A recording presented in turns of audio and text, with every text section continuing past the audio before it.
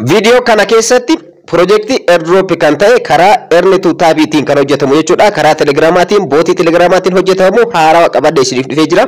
Egaa projectiin kun ji'a kana xumura irratti listi kan ta'uudha jechuudha. Dhaggeeffattoota koo Snapchatiin isaa October 27 ni cufama. So yeroo qabdan kana keessatti project airdrop Earn2 taab kan ta'e kana hojjechuudhaan irraa fayyadamuu dandeessanii. Maqaan isaa akkuma asirratti argitan WCoin jedhama. Egaa isa kana taab gochuudhaan karaa adda addaatiin kan hojjetamudha. Akkaataa ittiin projectii kana eegaluu dandeessan, akkaataa ittiin hojjechuu dandeessan asinitti agarsiisa. Hubachiisa yeroo kamiyyuu projectiiwwan airdrop karaa Telegramaatiin, bootii Telegramaatiin hojjetaman yeroo hojjetan projectiiwwan dhageettii fi gurra baay'ee qaban irratti hin hirmaatinaa baay'inaan yeroo firii qabdanitti hojjechuu ni dandeessanii. Garuu dhaggeeffattoota koo akkuma Hamster Combat namoonni baay'een osoo hin kafalin, namoonni baay'een jaalatanii, namoonni baay'ee hojjechaa turanii garuu kafaltiin isaa baay'ee tokko dadhabaa ture akkuma isin argitan jechuudha.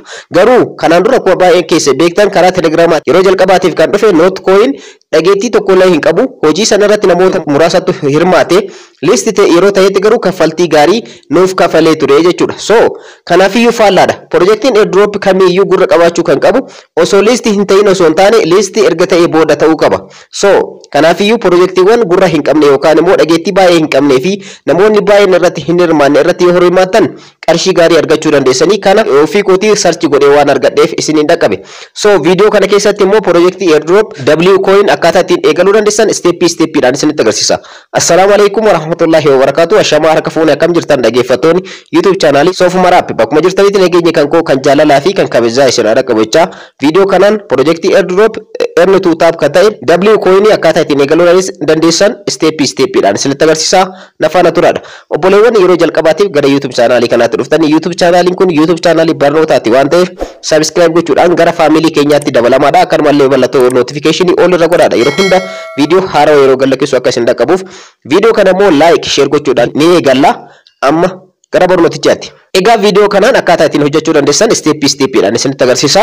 Egaa yeroo hundayyuu wanti ani isiniin jedhu projectiiwwan airdrop kan linkii karaa bootiitiin hojjetaman baay'een isaanii kan feekiiti. So linkii isaa kan sirrii argachuu yoo barbaadan channel kan koo kan Telegramaa irratti isiniif gallakkisa. Channel kan koo kan Telegramaa argachuudhaaf immoo linkii isaa description jala ni argattu. Akkanumallee @Soofuma Raap beektanii search yoo gootan salphamatti Soofuma Media kan jedhu ni argattan. Achirratti isiniif maxxansaa jechuudha. So isa kanas eegaluudhaaf salphamatti gara Telegramaatti ni deemtu. Ergasii immoo @Soofuma Raap beektanii search gootu.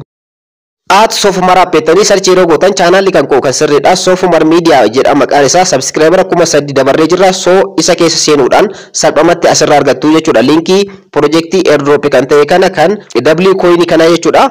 Linkii isaa sirriidha immoo description jala ni argattu. Ergasii immoo linkii makana irratti cuqaasuudhaan eegaluu ni dandeessanii. Yeroo keessa seentan kana fakkaata jechuudha. Dhaggeeffattoota koo yeroo keessa seentan haala kanaan gara natti si fudhata. Ergasii immoo play kayyattu kana irratti kilik gootanii ergasii immoo isin haarawaa jalqabsiiftan waan ta'eef start ka jedhu irratti kilik gochuudhaan eegaluu dandeessu jechuudha. Ergasii immoo haala kanaan keessa seessa gara keessaatti ni seentu. Gara keessaatti yeroo seentan kana fakkaata jechuudha. Karaan ittiin hojjettan baay'ee tokko salphaadha. WCoin jedhama. Coinii yookaan immoo asirratti coiniiwwan kanneen walitti sassaabachuudhaan balaansii keessan asirra guddifachuudhaan salphamatti irraa fayyadamuu dandeessanii. Karaan ittiin hojjetan tokkoffaa taap gochuudhaani.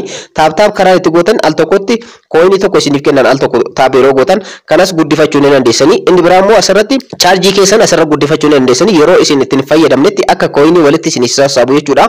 Ergasii immoo coinii san yeroo galtanitti yeroo inni isiniif sassabame jechuudha. Yeroo walitti isiniif qabame haala kanaan taap gochuudhaan gara balaansii keessanitti jijjiirachuu dandeessan. Karaan ittiin hojjetan karaa sadiidha kan qabu jechuudha. Karaan sadeen kun immoo wantoota baay'ee of keessaa qaba. Tokko ni ilaalla. Jalqaba irratti kan argamu Meetis ka jedhu. Meetis kana keessa yeroo seentan salphamatti linkii kana invite namootaan gochuudhaaf karaa itti hojjetanidha. So isa keessa seentanii haala kanaan jechuudha. Fakkeenyaaf akkuma asirratti argatan namootaaf invite gootanii invite yeroo gootan levelii isaa keessan asirratti isiniif kaaya. Namootaaf invite gochuu barbaadan immoo invite meet ka jettu kanarra kilik gochuudhaan namootaaf invite gootan. Akkuma kanaan dura isiniif ibsaa ture invite gochuudhaaf garanatti isin fudhata. Yoo garanatti isin fudhate linkii sirriidha jireet godhee haala kanaaf isiniif kenna jechuudha. Fakkeenyaaf kan kanarraa fayyadame nama kanaadha. Isin ammoo your invite link jedhee isiniif kenna. Isa kana copy gootanii namootaaf ni ergitu jechuudha. Namootaaf ni ergitu karaa social media adda addaatiin karaa kanaani karaan tokko karaan itti hojjetamu egaa invite gochuudhaan namootaaf jechuudha. Asumarratti illee dhaggeeffattoota koo namootaaf share link kan jedhu kanarra kilik gochuudhaan salphumatti namootaaf share gochuu ni dandeessanii. Ergasii immoo namoota isin invite gootaniif asirratti isiniif ibsa jechuudha. My mates kan jedhu amma fakkeenyaaf al tokko linkii kana sharing goone hanga ammaatti jechuudha tokkotu argama. Kanaafiyyuu claim all kan jettu kanarratti namoonni yeroo dhufanii seenanitti haala kanaan claim all kan jettu kanarra kilik gochuudhaan salphumatti coin waliin sassabachuu dandeessan. Asirratti wanti isin beekuu qabdan invite namoota 10 invite yoo gootan coinin isiniif kennu 300 dha jechuudha. Isa kana asirra dhuftanii claim qofa gootanii jechuudha. Karaan ittiin hojjetan tokko invite linkiidha. Karaa lammaffaa immoo taskiidha. Taskii baay'een keessan ni beektanii projektiiwwan airdrop baay'ee irratti isin barsiisee jira.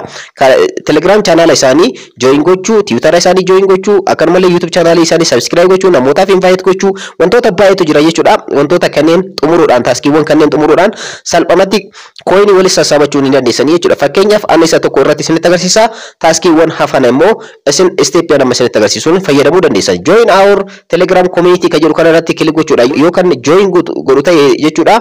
Coin 20 naaf kenna. So isarratti kilik godha. Ergasii immoo garanti fudhata. Ergasii immoo flow w community kan jedhu kanarratti kilik gochuudhaan join gootan jechuudha. Duraan dursitanii community isaanii join gootanii. Ergasii immoo gara Telegram isaanii kan community sirriidha kan Telegramaatti isin fudhata. Ergasii immoo akkuma asirratti argartan subscriber isaan hanga ammatti qaban jechuudha. Miliyoona 12.7 dha. So ergasii immoo join gochuudhaan keessan seentan jechuudha. Join gootanii egaa family Telegram isaanii ni taatanii jechuudha. Ergasii immoo gara w coin ni deebitanii ergasii immoo verify kan jettu kanarra kilik gochuudhaan verify gochuudhaan coin 20 kana salphumatti gara claim gochuu dandeessanii. Ergasii immoo claim kan jettu kanarratti kilik gootanii claim godhachuudhaan salphumatti coin kana fudhachuu ni dandeessanii gara balaansii keessanitti asiif darbaa jechuudha. Akkuma asirratti argartan received naan jedhee jira, argattee jirtan naan jedha. Asirratti akkuma asirratti argartan irratti naaf dabalamee jira jechuudha. Total balansiin kiyya kana fakkaata waan ta'eef taskiiwwan hafanis step nama isinitti agarsiise kanaan hojjechuudhaan xumuruu dandeessanii jechuudha. Egaa karaan inni toora hojjetamu immoo staking kan jedhamutu argama. Stake jechuun ol kaawwachuu jechuudha. Wanta tokko ol kaawwachuu ergasii immoo persentii muraasa ta'een akka isiniif dabalu gochuu dandeessan. Fakkeenyaaf coinii keessan baay'ee yoo kan waliin sassaabatan ta'e stake kan jettu kanarratti kilik gootanii ol kaayatanii ergasii immoo persentii 20 akka isiniif dabalu gochuu dandeessan.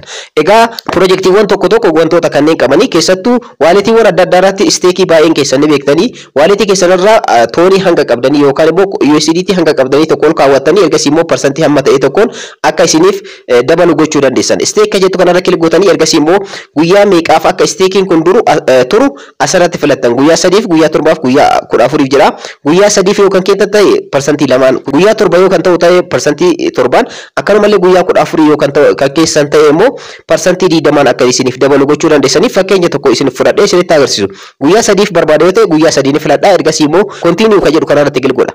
Ergasii immoo total amountiin kan koo asirratti balansiin kan koo akka hanganaadha. 28 fi 506 dha. Ammuma eegalee coinii hanganaa walitti sassabadhee so coinii keessan yookaan immoo balansii keessan kan qabdan keessa hangam stake godhachuu barbaaddan yookaan immoo ol kaawwachuu barbaadanii kan jedhu ni filattanii persentiidhaan persentii 25 50 75 kan jedhuu fi max kan jedhu ni argama. Kanneen keessaa persentii barbaaddan ni filattanii amma fakkeenyaaf ani isinitti agarsiisuudhaaf barbaada waan ta'eef egaa persentii 25 filadhee jira. Isin max kan jedhu kanarra kilik gochuudhaan guutuu isaa ol kaawwachuu dandeessanii. Max jechuun wanta qabdan balansii qabdan hundayyuu max gochuudhaan ol kaawwachuu jechuudha. Stake gochuu jechuudha. Ergasii immoo persentii 25 filadhee jira. So kanneen keessaa tokkocha ni filattanii ergasii immoo continue kan jedhu kanarratti kilik gootanii ergasii immoo guyyaan itti xumuramu jechuudha. Ending staking kun guyyaan itti xumuramu akkuma asirratti argartan Oktoobar 7 dha. Har'a kan argamu Oktoobar 4 irratti jechuudha. Kanaafiyyuu guyyaa kana booda persentii 2 naaf dabala. Ergasii immoo stake kan jettu kanarra kilik gootanii ni xumurtan jechuudha. Egaa haala kanaan stake gochuudhaan balansii keessan kan dabalataa argachuu ni dandeessanii. Akkuma asirratti argartan guyyaan itti xumuramu asirratti lakkaa'uu ni eegala. Ergasii immoo yeroo xumuretti kan persentii san ni argadhaa jechuudha. Inni biraa immoo boostis kan jedhudha. Boostis keessa yeroo seentan as keessatti dhaggeeffattoota kan wantoota argaman baay'ee tokko isin fayyadu waan ta'eef itti fayyadamaadha. Full battery kan jedhu ni argama. Al tokko taap gochuudhaan hanga itti fayyadamtan jechuudha. Battery keessan asirratti recharge gochuu dandeessan. Recharge gochuu dandeessanii yeroo jalqabaatiif firiidha. Ergasii immoo coinii muraasa ta'e isinirraa muraa yeroo firii ta'e kanatti claim kan jedhu kanarra kilik gochuudhaan salphumatti firii kanatti ni fayyadamtanii itti aansitanii immoo coin isinirraa mura jechuudha. Coin san yoo isinirraa mure itti fayyadamtan jechuudha. Asirratti immoo al tokko tab yeroo gootanitti fakkeenyaaf screen kana tab yeroo godhu coin takka qofa naaf kenna miti akkuma asirratti argartan stake godhee balance kan ko duwwaa waan godhee fi asirratti tab yeroo godhu takka naaf kenna. Isa kana ol guddifachuu jechuudha. Lamaan akka godhu sadiin akka godhu asirra seentanii boost asirra seentanii ergasii immoo tab ka jettu kanarra ni filatanii coin hanga jedhamee kana amma fakkeenyaaf ani balance waan hin qabnee fi coin 2500 baasii taasisaa ergasii immoo level isaa ni guddifadha. Al tokko tab yeroo godhutti lamaan sadiin afuriin akka ta'u gochuu ni danda'a jechuudha. Inni biraa immoo chargeradha. Charger jechuun akkuma asirratti argartan fakkeenyaaf asirratti isin agarsiisa. Coin asirratti charge isin yeroo isin asirratti coin kana yeroo isin online hin jirre akka walitti isiniif sassaabu coin kana ni gootan. Fakkeenyaaf akkuma tokko irratti argama. Isa kana guddisuu barbaadan boost keessa seentanii ergasii immoo charge kan jedhu kana irratti filatanii ergasii immoo coin hangana ni baaftanii ergasii immoo ni guddifatanii jechuudha. Egaa wantoonni kunniin baay'ee tokko isin fayyadu yeroo isin online irratti hin jirretti wantoota kanneen fayyadamuu dandeessanii salphamatti jechuudha. W coin fayyadamuu dandeessanii akkaataa ittiin eegaltan isinitti agarsiisaa jira. Yeroo biraa immoo walitiidhaan akkaataa itti wal qunnamsiisuu dandeessan isinitti agarsiisa. Barnoonni kan koo kanarraa kana fakkaata akka irraa fayyadamtan abdiin qaba. Warroonni YouTube chaanaalii kanaaf haaraa taatan subscribe godhaa. Viidiyoo kana immoo like share gochuudhaan hiriyoota keessaniin dhaqqabaadha. Yeroo biraa viidiyoo biraatiin walitti deebina. Horaa bulaa.